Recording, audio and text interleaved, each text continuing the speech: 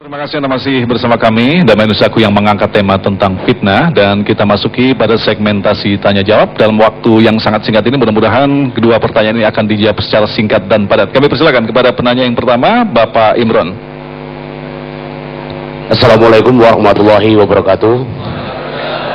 Saya KP Imron Wahyudi dan Ki Brimob Detasmen B Pelopor Satrimob Polda Metro Jaya ingin bertanya kepada Ustadz Faisal. Tadi Bapak Ustadz menjelaskan bahwa sumber fitnah ada tiga: harta, tahta, wanita. Wanita, kata Allah, adalah perhiasan dunia. Apakah, pertanyaan pertama, apakah wanita hanya dipajang sebagai hiasan saja, Pak Ustadz? Kemudian yang kedua, harta, emas yang kita miliki, mobil yang kita punya adalah hiasan atau harta dunia. Harta yang paling hakiki menurut Allah adalah harta akhirat. Bagaimana harta-harta dunia itu bisa menjadi harta akhirat nantinya? Terima kasih. Insyaallah, terima kasih. Warahmatullahi wabarakatuh. Waalaikumsalam. Terima kasih Ustadz Imron.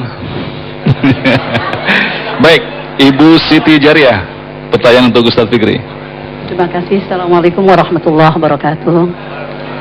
Pertanyaan kami kepada Ustadz Fikri ini berkenaan dengan ayat yang tadi katakan Bismillahirrahmanirrahim, zuyyina linnas hubbus syahawat ila akhiril ayat.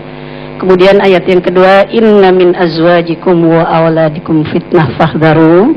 Yang kami tanyakan, yang pertama, asbabun nuzul ayat tersebut. Yang keduanya, apakah para istri dan anak-anak merupakan fitnah yang terbesar dalam rumah tangga?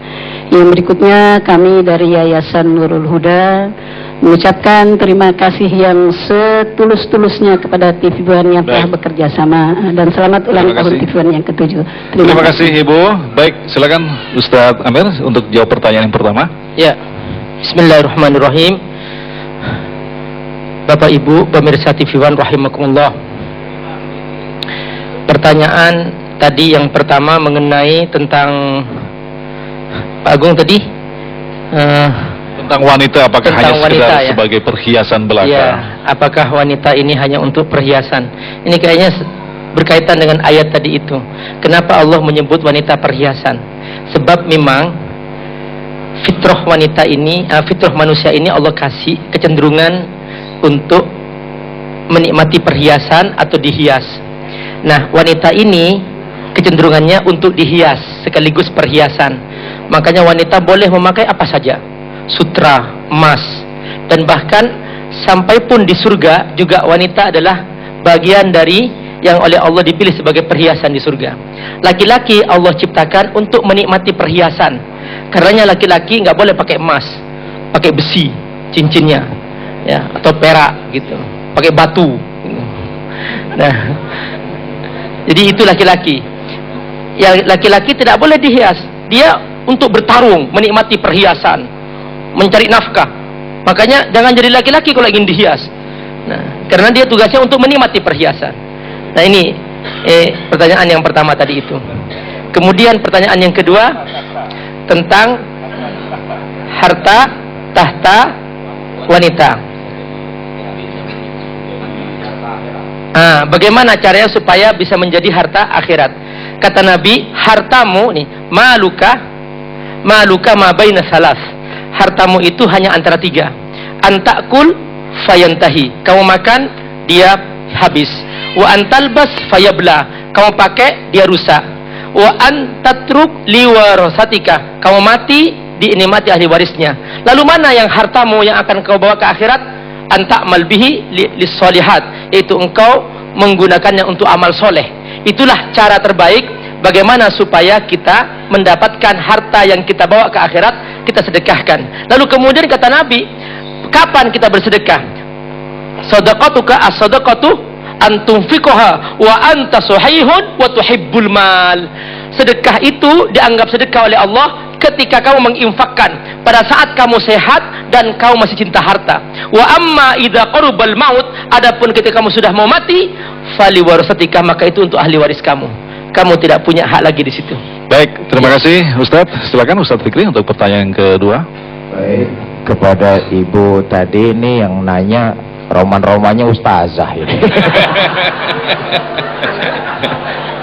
Ini pertanyaannya sudah sekaligus dijawab oleh Ustadz Amir Faisal, tapi saya ingin menekankan kepada auladukum wa azwajukum fitnah. Saudara, betapa pentingnya membangun masyarakat dimulai dengan membangun diri sendiri, artinya membangun keluarga. Maka yang ditekankan oleh agama, ku anfusakum wa ahlikum wa ahli. Jadi dimulai dari diri sendiri, kemudian diikuti dengan keluarga, dalam hal ini anak istri. Sebab anak istri itu jelas Allah nyatakan bisa sangat jadi ujian, cobaan yang sangat berat buat kita. Dengan waktu yang relatif singkat, sebenarnya banyak juga Nabi dan Rasul yang diuji dari kalangan keluarganya sendiri. Nabi Lut istrinya, Nabi Ibrahim bapaknya, Nabi Nuh anaknya. Saudara, kalau menegakkan kebenaran yang nentang orang lain itu sih enak, kita bisa face to face. Tapi kalau menegakkan kebenaran yang menentang kalangan keluarga, ini rada berabe ini. Orang kan bisa aja ngomong, lo nasehatin orang, encing lo tuh begundal, kan bisa begitu. Dan ini dicontohkan oleh para nabi, para orang-orang soleh. Artinya dimulai dari lingkungan keluarga, betapa penting. Sebab dari situlah berangkat kesuksesan. Sukses satu masyarakat, sukses satu bangsa, sukses satu negara dimulai dari lingkungan keluarga, anak, istri, bapak. Dari situ saya pikir ya Bu ya. Wassalamualaikum.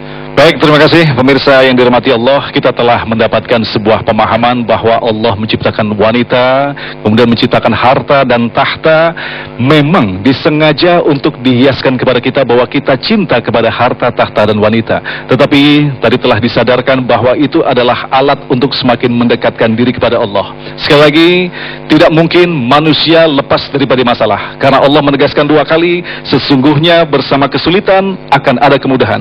Kedua kalinya, bersama kesulitan ada kemudahan, artinya ada jalan keluar.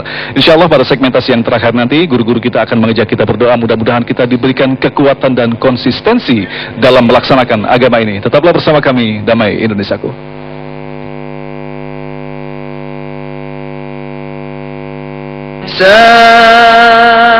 مثلا القوم الذين كذبوا بآياتنا وأنفسهم كانوا يظلمون